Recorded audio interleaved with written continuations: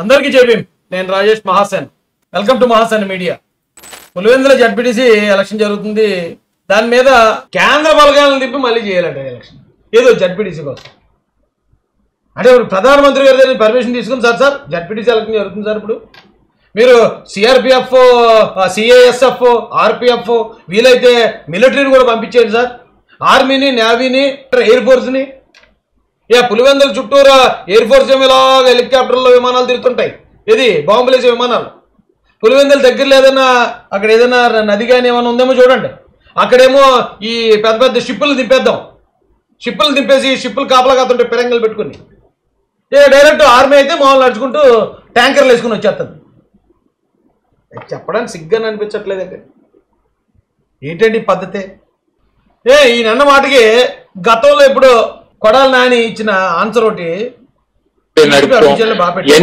Demand would be కేంద్ర బలగాల చేత కేంద్ర బలగాల ఆధ్వర్యంలో ప్రజాస్వామ్యబద్ధంగా ఎన్నికలు జరిగించాలి అన్నది డిమాండ్.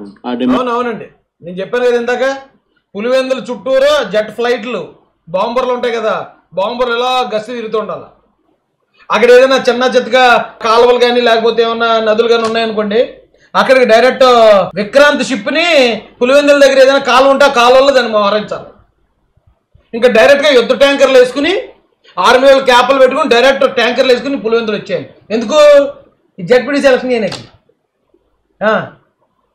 జడ్పీటీసీ ఎలక్షన్లో ఓట్లు అయినా కదా ఎంతమంది తీసుకురావాలటండి దాంతోనే కోర్టుకు కూడా ఆశ్రయించడం కూడా జరుగుతుంది. ముఖ్యమంత్రిగా ఉన్నప్పుడు ఇటువంటి పనులు ఎప్పుడన్నా చేస్తుంటే కేంద్ర బలగాలను పిలుచుకొచ్చి ఎలక్షన్లు ఆడతాం పక్క రాష్ట్రాల్లో ఉన్నటువంటి రెవెన్యూ సిబ్బందినో లేకపోతే టీచర్లను తీసుకొచ్చి ఎన్నికల ప్రక్రియ నడుపుతాం ఇవన్నీ చేసుంటే ఈ దేశానికి ఆదర్శంగా ఉండేవాడు. మైండ్ చెడిపోయింది, చిన్న మెతడు చితికిపోయింది.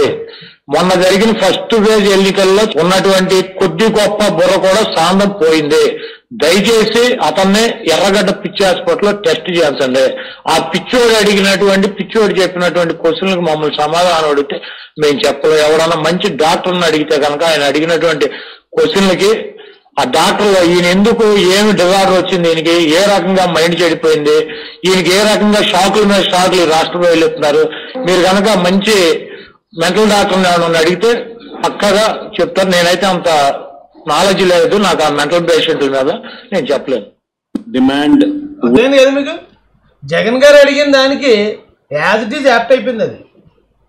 ఎందుకంటే గతంలో వీళ్ళు చేసే అరాచకాలకి లేదు ఇక్కడ పోలీసులు కూడా ఇప్పుడు సింపుల్ లాజిక్ అండి. సిబిఐ వాళ్ళు వచ్చి అవినాష్ రెడ్డిని అరెస్ట్ చేస్తూ ఉంటే లోకల్ పోలీసు వాళ్ళు సిబిఐ మీద కేసు పెట్టారు. అంటే పోలీసుని ఎంత దారుణంగా వాడుకున్నారు ఆ రోజున వైసీపీ వాళ్ళు. అందుకని ఈ పోలీసుని చాలా దుర్వినియోగం చేశారు వీళ్ళు.